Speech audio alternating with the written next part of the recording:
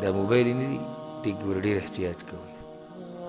بعض وایي زه به ترې هسټري څه کړم هغه به ترې ډیلیټ کړم. اکثر خلک د موبایلو په دې باب کې چې کله دی یوازې شي او شپه پرې راشي او ځان له کمره کې پروت وي نو بیا دا سوچ دی چې ما ته څوک نه ګوري. زه دې کې تاسو ته یو فایده ذکر کوه. یو ده پیغمبر صلی الله علیه وسلم وایي د قیامت په ورځ به څه کسان راوستی شي او هغوی به د تهامي علاقې دا غرونه چې کوم دي مشهور غرونه غټ غټ غرونه د دې امر نیکیانې راوړي په تله کې به پرتې د دې امر نیکیانې د تهامي د غرونو امر نیکیانې به راوړي خو هغه اعمال به ټول دوړه شي دومره سره دومره نیکیانو به دوی په دغه تلو کې یا د تلې په دې امتحان کې دوی فیل شي. حاصل دغه حدیث دا دی موږ په ډېرو درسونو کې بیان کړی یم دی. صحابه کرام ورته یا رسول الله دا څوک دي صفهم لنا د دوی صفات موږ ته بیان کړه. یعنې دا خو ډېر ناشنا خلک دي چې د تهامي د غرونو امر نیکیانې ورسره دي او بیا هم تلې د دوی سپکې شوې د نیکیانو. دا څوک دي چې موږ ته ځان لرې ساتو اخر په دوی کې کومه بیماري ده پیغمبر صلی الله علیه وسلم ورته نو بیا واورئ هغه مو ستاسو په شان خلک دي هم تاسو کې دي یعنې د انسانانو کې دي. نو اخر دوی څه چل کړی چې دوی هغه نیکیانې د غرونو امره هغه والوتې هباء منثوره پالتو دوړه ترې جوړه شوه. ولې پیغمبر صلی الله علیه وسلم ورته دا هغه خلک دي چې کله یوازې شي نو بیا په یو ګناه باندې هم بریک نه لګي. چې کله یوازې شي نو بیا د الله قدر نه کوي. پیغمبر صلی الله علیه وسلم ورته دا هغه قوم دی چې کله یوازې شي نو بیا هر حرام کار کوي او چې کله یوازې شي نو بیا د الله قدر او احترام نه کوي. دا ډېره یېرې خبره ده.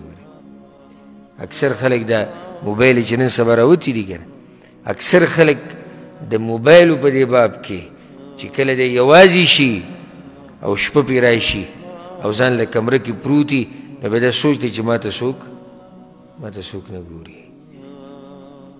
یېر شي دي دا چې په عرش باندې یو رب دی او هغه د هر څه ګوري. د استاز په مخ کې نه کوي د مور پلار په مخ کې نه کوي د ښځې په مخ کې نه کوي د بچو د ملګرو په مخ کې نه کوي. ستا څه خیال دی چې یعنې الله هم نه ویني الله ستا د اعمالو نه غافله دی؟ یره پکار دی. او دا حدیث ډېر د یېرې دی حدیث دی. یاد یې کوئ نو نور ستاسو خپله مرضي ده خو ما راته یو فایده ذکر کړه چې وره داسې نه د تهامي د غرونو امر نیکیانې کولی څوک شي په موږ کې او یو سړی د هغې امر نیکیانې وکړي د تهامي د غرونو امر او الله ته مخامخ شي او هغه هر څه پالتو لاړ شي او هغه ورته الله واپس په دې مخ ور وویلي او قبول ترې نه کړي نو څه به کوي دی. دا موبایل نه دي دې کې ور ډېر احتیاط کوئ. بعض وایي زه به ترې هسټري څه کړم هغه به ترې ډیلیټ کړم. زه به هسټري ډیلیټ کړم او بیا به پته نه لګي او نو د الله نه به هسټري څوک ډیلیټ کوي. موبایل خو به ته راوالې زه یو بټن به ووایې کوم هسټري چې دا او څه چې کتلي دي او څه تا دغه کړي دا خو صحیح دی ډیلیټ به یې کړي زه او صفا به یې کړي. نو الله به قرآن کې څه وایي احصاه الله ونسوه. الله وایي ما هر څه شمار کړي دي او دوی هېر کړي دي. یو هسټري خو د الله سره هم پرته ده که نه هغه به څنګه ډیلیټ کوې. څه خیال دی چې هغه هسټري هم لاړه ختمه شوه چې د قیامت په ورځ الله زموږ د قیامت خبر وکړه که نه القاریه چې دا ناشنا ورځ ده یوم تبلی السرائر را به شي په سورة الطارق کې په هغه ورځ به پټ رازونه الله راوباسي. الله اکبر.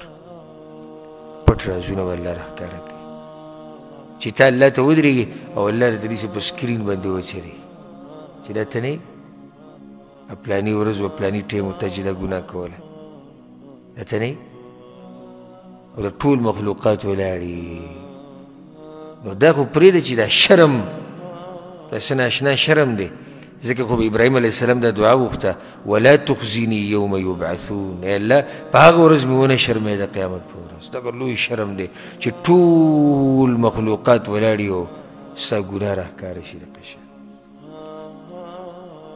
او الله یې په هغه ورځ تا ته داسې وایي ښکارېږي پلانې یې سوی دی باره کې، نو څه به وایي الله ته؟ نو تلې د اعمالو کله داسې هم کېږي چې سړی اعمال ډېر وکړي خو د بعضو ګناهونو د لاسه هغه تلې څه شي، هغه سپکې شي. حالانکې نیکیانې ښه ډېرې کړي.